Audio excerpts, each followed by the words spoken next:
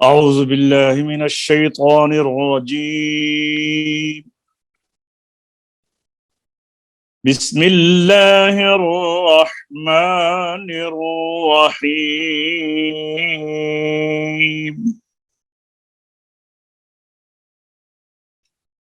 ورتل القرآن ترتيلا. صدق الله العظيم.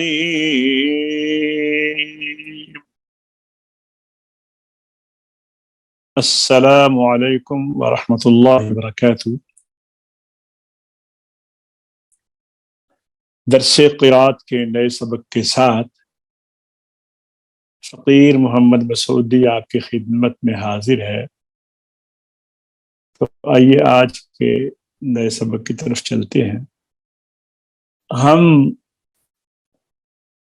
گزشتہ سبق میں ہم نے پڑھا لحن جلی اور لحن خفی، لحن ظاہر یا لحن غیر ظاہر، کون کون سی غلطیاں ہیں جو تلاوت میں حرام ہیں اور کون کون سی غلطیاں ہیں جو تلاوت میں مکروہ ہیں۔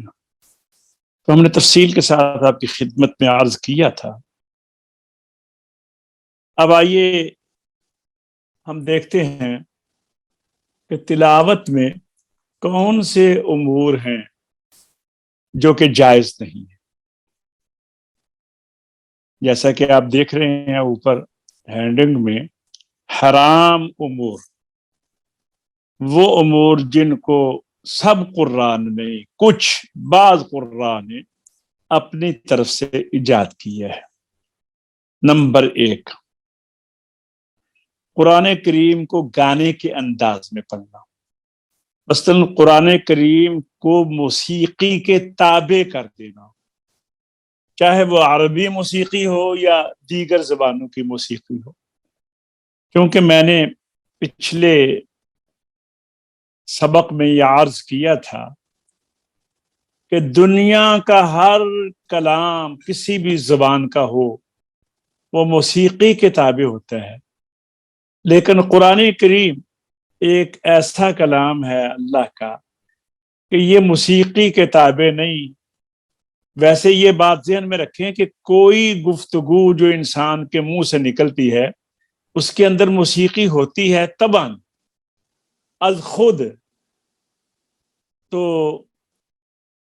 لیکن اس کے اندر موسیقی کو داخل کرنا اس انداز میں کہ قرآن کریم کو موسیقی کے تابع کر دینا، مراد اس سے وہ انداز ہے آواز کو لہرانا، نچانا، تو اس کو قرآن نے حرام امور میں شامل کیا ہے۔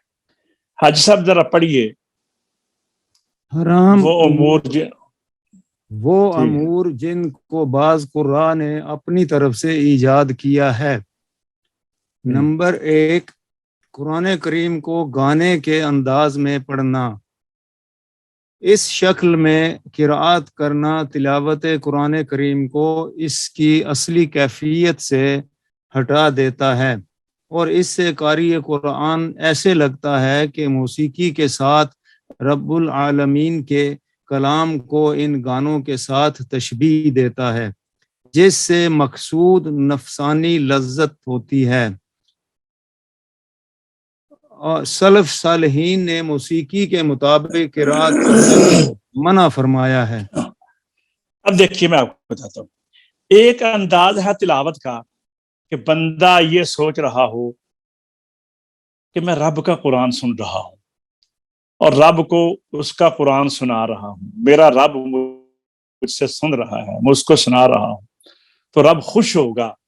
تو پھر معانی پر جب نظر ہوگی تو اس معانی کے مطابق آواز کو، جہاں پر آیات احکام ہیں وہاں پر آواز میں زور پیدا کرے، جہاں پر اچھے کاموں کا حکم دیا جا رہا ہے وہاں پر آواز میں حکم کا انداز ہو، اور جہاں پر ممنوعات سے روکا جا رہا ہے، ممنوع چیزوں سے، تو وہاں پر انداز میں گھبراہٹ ہو کہ یا اللہ ہمیں اس سے محفوظ رکھنا، جہنم کا تذکرہ آئے تو ایسے نغمات کو اپنانا کہ جس میں آواز میں گھبراہٹ، ایسے کہتے ہیں نا کہ اگر تجھے رونا نہیں آتا تو رونے والے چہرہ بنا لے یا رونے والی آواز ہی بنا لے۔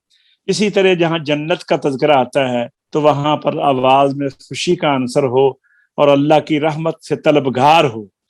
تو یہ چیزیں جو ہیں یہ تو ٹھیک ہیں، لیکن انداز میں موسیقی کے مطابق انسان کی ذہن میں سے یہ چیز نکل جائے کہ میں اللہ کا کلام سن رہا ہوں، بلکہ یہ سوچے کہ جناب اس نے کیا جناب فلاں راگ کو اس کے اندر کیسا فٹ کیا ہے، کس طرح اس نے فلاں راگ کو پڑھا ہے، کس طرح اس نے اپنا یہ موسیقی کے جو نام ہیں اس کے آج کل عام یہ بدعت ہے کہ لوگوں کو تلفظ کا اور معانی کا اور تلاوت کے جو اسلوب ہیں اس کے اوپر تو محنت نہیں کرتے۔ تو ہر بندہ، میں بھی جب کہیں آگے پیچھے نکلتا ہوں بار تو مجھے کہتا ہے جی آپ مقامات سکھاتے ہیں۔ بھئی مقامات تو بعد کی بات ہے، پہلے قرات تو سیکھو، تجوید تو سیکھو۔ تجوید میں 4 چیزیں ہیں، قاری کے لیے 4 چیزوں کا سیکھنا ضروری ہے، یہ بات ذہن میں رکھیں۔ قاری کے لیے 4 چیزوں کا سیکھنا ضروری ہے۔ نمبر 1 علم تجوید، نمبر 2 علم اوقاف، کہاں ٹھہرنا ہے، کس طرح ٹھہرنا ہے، علم تجوید، علم اوقاف، اور اس کے ساتھ ساتھ علم قرات، اور نمبر 4 اگر ہو سکے تو معانی اور مطالب جو ہے اس کے اوپر بھی نظر رکھے۔ اور تجوید کیا ہے؟ تجوید میں 2 چیزیں ہیں، حروف کے مخارج اور اس کی صفات لازمہ اور عارضہ۔ تو پہلے یہ چیزیں سیکھو، تجوید کے اوپر محنت کرو، حروف جو آپس میں مشترک ہیں، مشابہت الصوت ہیں، ان کے اندر انفرادیت پیدا کرو اور ان کی جو صفات لازمہ جو ہیں ان کو ادا کرو۔ حروف کو حرف سے ایک حرف دوسرے حرف سے نہ بدلے، نہ ان کو حرف بڑے نہ کم ہو، نہ حرکات و سکنات میں تغیر تبدل ہو، یعنی لحن جلی نہ ہو اور لحن خفی بھی نہ ہو۔ یہ وہ صفات ہیں جنہیں ہم صفات عارضہ کہتے ہیں، مثلاً مدات ہیں۔ اس کے بعد وقف کرنے کا طریقہ، پہلے یہ چیزیں سیکھیے، جب یہ سیکھ جائیں تو پھر ہاں مقامات کی طرف آؤ۔ لیکن مقامات کو سیکھنے سے پہلے مفاہیم سیکھو کہ اللہ کہتا کیا ہے، اللہ کا میسج کیا ہے۔ جب آپ کو جتنی محنت آپ مقامات کے اوپر کرتے ہیں اس سے آدھی محنت اگر آپ مفاہیم کے اوپر، تفہیم کے اوپر، معانی کے اوپر لگائیں تو آپ کو مقامات سیکھنے میں بھی آسانی ہوگی اور پڑھنے میں بھی لطف آئے گا کہ اللہ ہم سے کیا کہہ رہا ہے۔ ایسا پڑھیے آگے کیا فرماتے ہیں، یہ دیکھیے امام مالک رحمت اللہ علیہ فرماتے ہیں مجھے گانے کی طرز پر قرات اچھی نہیں لگتی، نہ میں گانے کی طرز پر گانے کی طرز پر اچھی نہیں لگتی، نہ میں رمضان المبارک میں اس کو پسند کرتا ہوں اور نہ غیر رمضان میں، کیونکہ یہ گانے کے مشابہ ہے، لیکن خوش الہانی مع تجویز جائز ہے۔ اچھا آپ سنیے، امام مالک چونکہ امام مدینہ ہے رحمت اللہ علیہ، مدینہ میں ہوئے ہیں، اور بہت سے جو ہیں یہ سعودی عرب کے اندر یہ مالکی ہیں، اور آپ نے دیکھا ہے کہ وہاں پر اکثر نہیں بلکہ سب لوگ ترتیل میں اس انداز کو نہیں پڑھتے۔ نہ کبھی آپ نے کبھی سدیس کو نہیں سنا ہوگا، کہیں شریم کو نہیں سنا ہوگا، کہیں دیگر قراء کو نہیں سنا ہوگا، حذیفی کو نہیں سنا ہوگا جس طرح مصری قراء پڑھتے ہیں، تو وہ اس انداز کو پسند نہیں کرتے۔ اچھا آگے چلیے جی۔ اچھا امام شافعی اب رحمۃ اللہ علیہ، اس کو پڑھیے ذرا۔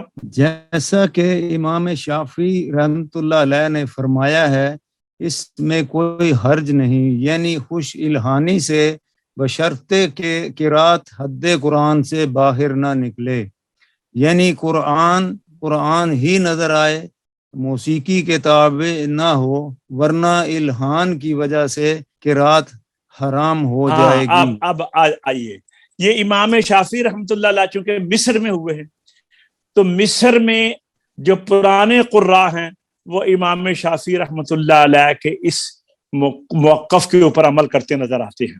شیخ محمد رفعت ابو العنان شعیشہ، قاری علی قاری مصطفیٰ اسماعیل، یا اس کے علاوہ قاری راغب مصطفیٰ غلوش، یوسف کامل البہتیمی، یہ حد قرآن سے یہ باہر نہیں نکلتے تھے. خوش لہانی بھی تھی اور جناب والا اس کے ساتھ ساتھ آواز میں خوبصورتی بھی تھی، لہن بھی نظر آتا تھا، لیکن موسیقی کے تابع نہیں کرتے تھے. ہمیں لطف آتا تھا. آج کل کے جو یہ آ جاتے ہیں یہاں پاکستان میں، تو اب یہ ایک بڑی نکلا ہوا ہے کہ باہر سے 2-4 قاریوں کو بلا لیا اور اس سے جناب والا، اور ان کی تجوید بھی مکمل نہیں ہوتی، صرف ان کا سانس لمبا ہوتا ہے. اب دیکھتے کیا ہیں لوگ جی، کیا بات ہے، بڑا لمبا سانس تھا، ایک ہی سانس میں پوری سورت پڑھ دی. لا حول ولا قوت الا، سانس کا تلاوت سے کیا تعلق ہے؟ اسی طرح جناب والا اور بہت سی چیزیں، کیسی آواز وہ نچا رہا تھا. تو یہ چیزیں جو ہیں، یہ اس کا تعلق قرات اور تجوید کے ساتھ نہیں ہے. یہ قرات میں بدعات شامل ہوئی ہیں. اللہ تعالیٰ اس سے محفوظ فرمائے. امام نووی رحمۃ اللہ علیہ جو علماء شافعیہ میں سے ہیں، فرماتے ہیں کہ الحان میں، لہن کی جمع ہے الحان میں، افراط یعنی زیادتی حرام ہے، جس پر قاری پڑھنے والا یا سننے والا دونوں ہی قاری اگر پڑھے گا تو فاسق ہو جائے گا، اور جو سنے گا وہ بھی گناہگار ہوگا. اس لیے کہ یہ طریقے قرات شرعی طریقہ سے ہٹا ہوا ہے.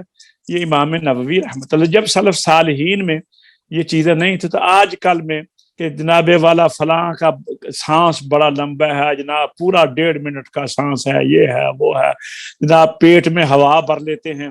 یہ نہیں پتا ہوتا اللہ کیا کر رہا ہے، اس کو یہی پتا ہوتا ہے کہ میں نے شروع کیا ہے، اب مرتے مرتے میں نے اس آیت کو ختم کر کے ہی سانس لینا ہے. تو یہ مناسب نہیں ہے.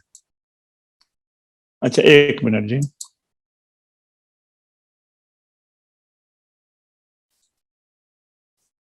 اچھا وہ فرماتے ہیں نمبر 2، آواز لہرا کر قرات کرنا.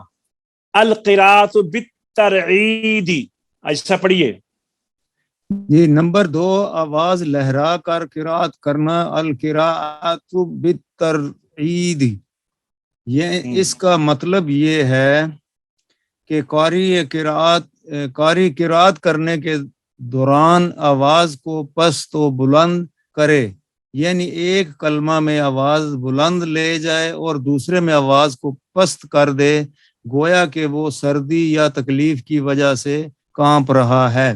مثلا اس طرح فَلْيَعْبُدُوا رَبَّ هَذَا الْبَيْتِ، یہ تو اچھا نہیں ہے نا. فَلْيَعْبُدُوا رَبَّ هَذَا الْبَيْتِ، یہ تو ٹھیک ہے. اور یہ کیا ہے؟ فَلْيَعْبُدُوا رَبَّ هَذَا الْبَيْتِ، یہ قرات نہیں ہے. نمبر 3 جی آگے پڑھیے. جی. نمبر 3، قرات میں تحریف کرنا. والقراءۃ بالتحریف، بالتحریف، اس قسم کو ان لوگ، ہاں جی جی، اس قسم کو ان لوگوں نے ایجاد کیا ہے جو آواز ملا کر پڑھتے ہیں، یعنی کورس کی شکل میں قرات کرتے ہیں. کچھ لوگ درمیان میں سانس لیتے ہیں اور کچھ پڑھتے رہتے ہیں. ان لوگوں کا مقصد یہ ہوتا ہے کہ آواز میں سانس ٹوٹنے کا احساس نہ ہو. وہ یہ اچھا نہیں دیکھتے. یہ میں نے ایران میں دیکھا ہے. ایران میں جب میں 1988 میں انٹرنیشنل کمپٹیشن میں نے شمولیت کی، تو وہاں 5 لڑکوں کا ایک گروپ تھا اور وہ پڑھ رہے تھے. میں نے بھی بعد میں گروپ بنایا، لیکن بعد میں مجھے احساس ہوا کہ اس سے لوگوں کو دھوکہ دینا ہوتا ہے کہ ایک بندہ باری باری سانس لے لیتے ہیں تو چلتے رہتے ہیں، تو وہ یہ نہیں دیکھتے کہ اس طرح پڑھنے سے ثواب میں کتنا خلل پیدا ہوتا ہے. اس کے علاوہ قرآن رب العالمین کی تعظیم میں کیا خرابی ہوتی ہے، یہ میں نے وہاں پہ دیکھا تھا۔ اللہ تعالیٰ ہم سب کو محفوظ فرمائے۔ حافظ عمر ذرا آپ پڑھیے قرات میں دیگر حرام امور۔ قرات میں دیگر حرام امور۔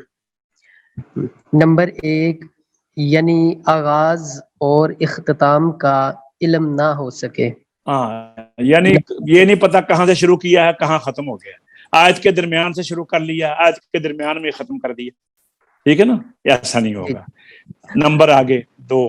نمبر 2، ایک حرف دوسرے حرف سے بدل جائے۔ جی یہ مانے یہی چیز میں نے بتائی ہے نا، وہ لہن جلی میں الحمد کی جگہ الحمد، قل کی جگہ کل، قل هو اللہ احد، کہہ تو اللہ ایک ہے، اور چھوٹے کاف سے پڑے گا کل هو اللہ، تو مطلب یہ ہوگا کھا تو اللہ ایک ہے، کہنے کے بجائے کھانے کی بات آ گئی، تو ایک تو یہ آ گیا۔ نمبر 3 بولیے حروف۔ نمبر 3، حروف مدہ کی مقدار کو بڑھا دیا جائے۔ مثلا ایاک نعبد، ایک الف کی مقدار کی بجائے 4 الف کر دیں، ٹھیک ہے۔ غیر مدہ میں مد کر دے، مثلا ایاک نعبد، ایاک نعبد، یہ غیر مدہ کہ غیر مدہ میں مد کر دے، ٹھیک ہے نا جی۔ آگے حمزہ کی ادائیگی میں حمزہ کی ادائیگی اور سختی میں مبالغہ کرے۔ یہاں تو اتنا حمزے کو جھٹکا دے کہ ناف ہل جائے، ان تو، اور نہ بالکل ان، نہ نرمی بدرمیانی رفتہ، انذرتہم ان، یہ نہیں ہے، ان ایسے نہیں، ناف تک نہ ہل جائے، اور نہ نرمی میں اتنی ہو کہ وہ حمزے کا جھٹکا ہی ختم ہو، کیونکہ حمزے میں جھٹکا تو ہے۔ ایک تو یہ کہ جھٹکا سے مراد یہ نہیں ہے کہ پورا آپ کی باڈی ہل جائے، اور نرمی بھی اتنی نہیں ہونی چاہیے کہ حمزہ کی جو جھٹکا ہے اس کی ذات کے اندر ہے وہ ختم ہو جائے۔ یہ تمام امور حرام ہیں، ان کو پسند کرنا بھی حرام ہے، اور ایسا کرنے والوں کو روکنا ضروری ہے۔ مدرجہ ذیل امور میں باشری عروب ہام ہے، باشری ایک منٹ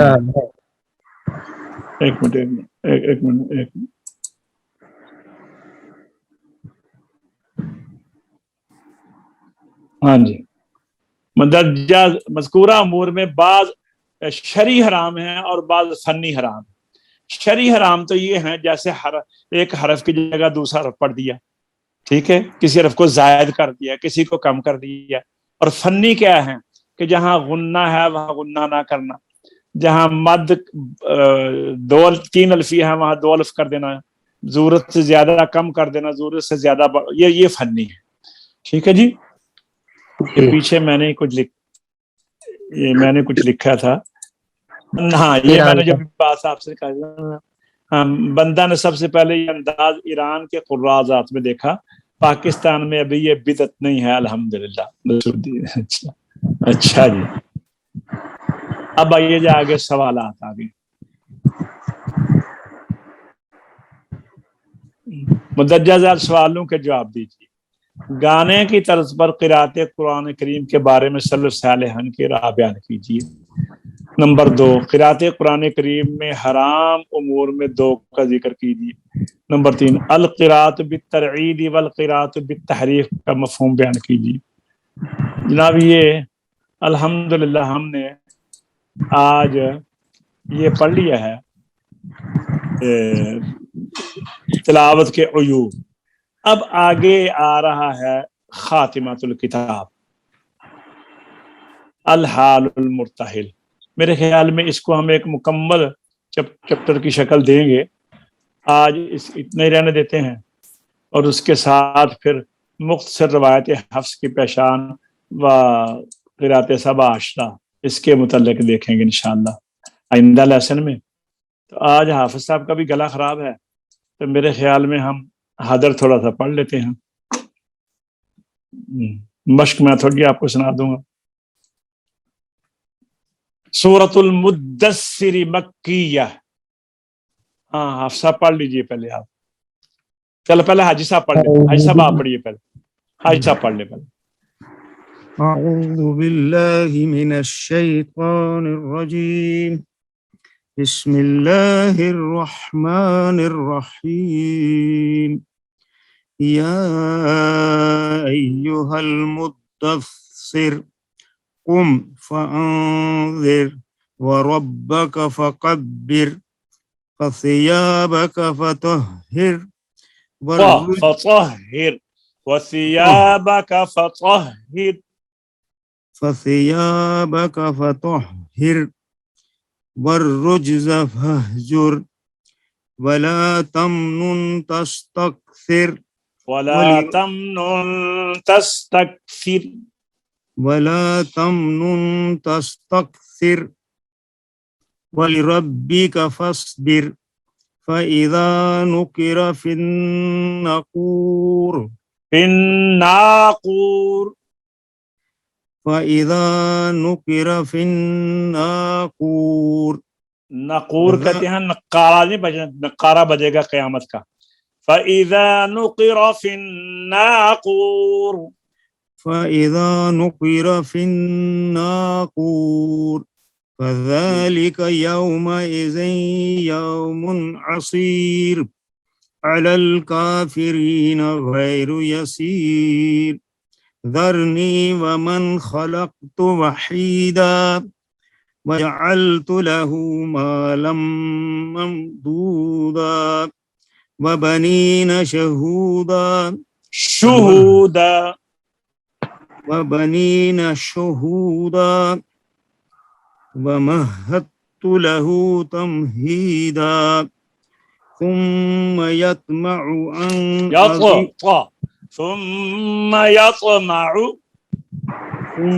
يطمع أن أزيد كلا إنه كان لآياتنا عنيدا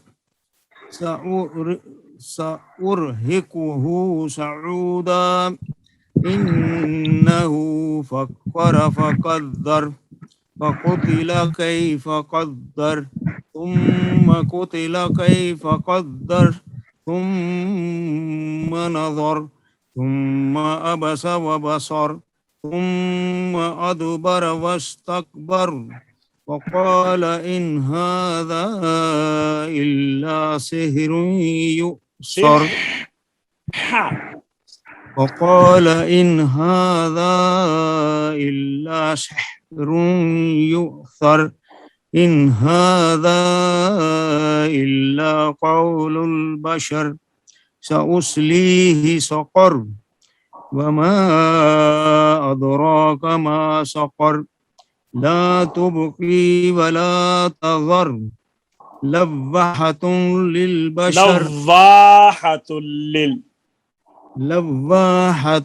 للبشر عليها 19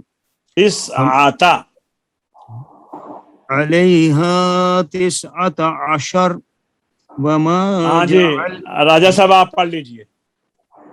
وما جعلنا بسم الله أعوذ بالله من الشيطان الرجيم بسم الله الرحمن الرحيم وما جعلنا أصحاب النار إلا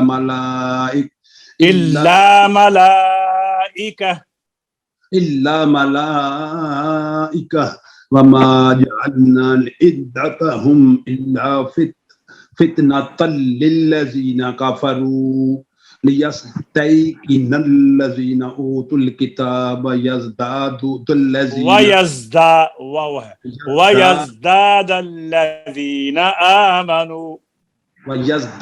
الذين آمنوا إيمانا ولا يرتاب الذين أوتوا الكتاب. اوت نہیں کہنا، او خدا دے بندے اوت نہیں کہنا. اگر ٹھہرنا تو اوتو ولا يرتاب الذين اوتوا. آپ کو میں نے بتایا تھا نا کہ وقف میں حرف اسی طرح پڑھا جاتا ہے جس طرح لکھا ہوا ہو. الف جو ہے وہ زائد ہے. جی جی جی جی جی وَلَا يَرْتَابَ الَّذِينَ أُوتُوا الْكِتَابَ وَالْمُؤْمِنُونَ وَلِيَقُولَ الَّذِينَ فِي قُلُوبِهِم مَّرَضٌ وَالْكَافِرُونَ ماذا أَرَادَ اللَّهُ بِهَذَا مَثَلًا كَذَلِكَ يُضِلُّ اللَّهُ مَن يَشَاءُ وَيَهْدِي مَن يَشَاءُ وَيَهْدِي مَن يَشَاءُ وَيَهْدِي مَن يَشَاءُ من غنہ وَيَهْدِي مَن يَشَاءُ وَيَهْدِي دال زیریا دی وَيَهْدِي مَن يَشَاءُ جزاک اللہ وَيَهْدِي مَن يَشَاءُ وَمَا يَعْلَمُ وما يعلم میم زبر الف ما وَمَا يَعْلَمُ جُنُودَ رَبِّكَ إِلَّا هُوَ وَمَا هِيَ إِلَّا ذِكْرَى لِلْبَشَرِ آفا جی آپ پڑھیے آگے أعوذ بالله من الشيطان الرجيم بسم الله الرحمن الرحيم كلا والقمر والليل إذ أدبر والصبح إذا أسفر إنها لإحدى الكبر نذيرا للبشر راپور ہے نذیرا للبشر نذيرا للبشر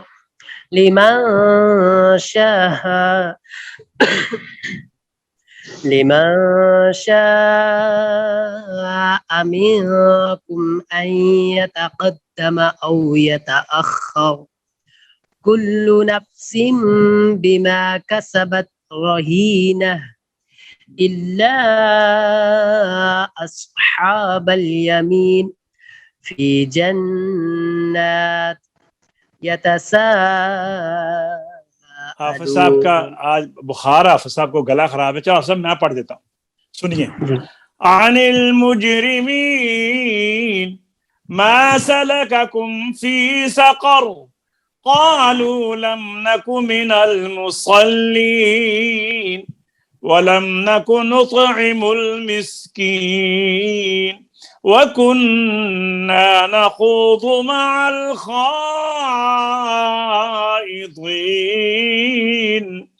وكنا نكذب بيوم الدين حتى أتانا اليقين فما تنفعهم شفاعة الشافعين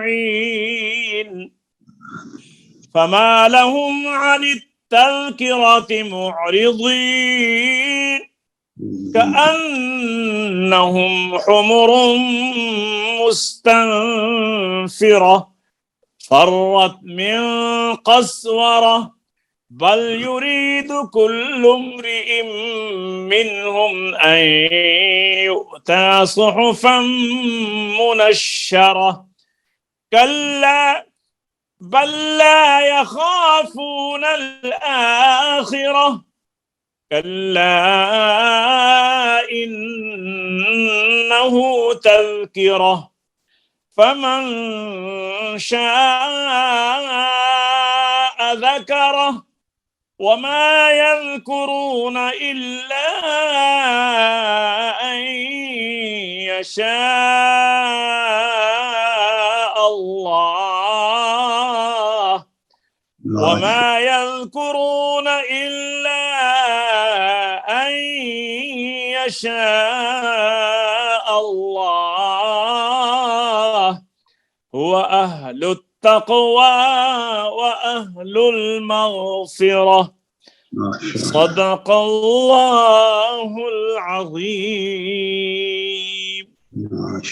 الحمدللہ آج کا ہمارا سبق اختتام تک پہنچتا ہے انشاءاللہ دوبارہ نئے سبق کے ساتھ آپ کی خدمت میں حاضر ہوں گے تب کے لیے اجازت چاہتا ہوں اللہ تعالی ہم سب کا حامی و ناصر ہو اپنے حفظ و امان میں رکھے السلام علیکم ورحمۃ اللہ وبرکاتہ